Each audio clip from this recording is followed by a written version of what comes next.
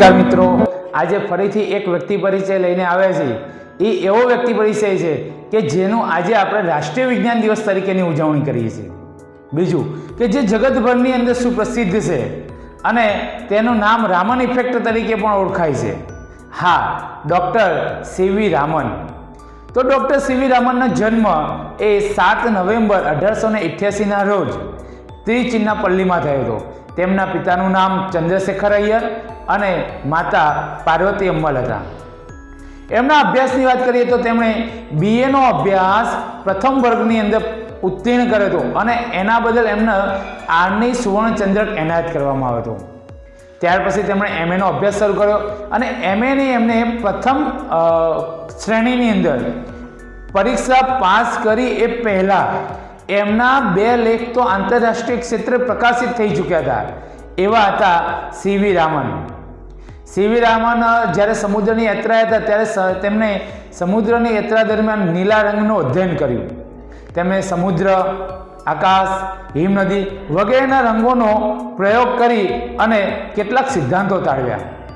તેમણે પારદર્શી પદાર્થની અંદર એક રંગી પ્રખર કિરણોનો પસાર થાય એના માટેના ખૂબ સંશોધનો કર્યા અને સિદ્ધાંતો તારવ્યા અને તેથી જ તેમની એક રોમન ઇફેક્ટ તરીકેની એક સંશોધન જે જગતભરની અંદર પ્રખ્યાત છે તે આવ્યું।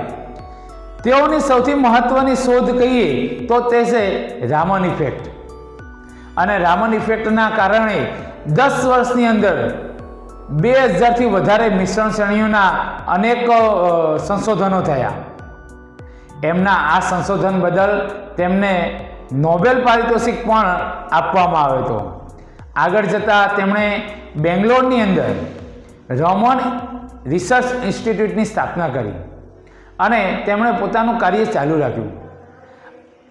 સીવી રામન એવું માનતા હતા કે વિજ્ઞાનનો ઉપયોગ એ યુદ્ધ માટે નહીં પરંતુ વિકાસ માટે થવો જોઈએ અને એમના આ વિચારના કારણે જ તેમને લેનિન શાંતિ પુરસ્કાર આપવામાં આવ્યો હતો। આ સિવાય ભારત સરકાર દ્વારા, સ્વતંત્ર ભારત સરકાર દ્વારા તેમને ભારત રત્ન એવોર્ડથી પણ સન્માનવામાં આવ્યા હતા। એના સિવાય આખા ભારતની 17 યુનિવર્સિટી દ્વારા તેમને ડૉક્ટરની પદવી પ્રદાન કરવામાં આવી હતી। આવા હતા ડૉક્ટર સીવી રામન। 21 નવેમ્બર અને 1970ના દિવસે તેમણે પોતાના જીવનના અંતિમ શ્વાસ લીધા અને આપણી વચ્ચેથી તેમણે વિદાય લીધી। અસ્તુ, આવજો, ફરી મળીશું આવતીકાલે।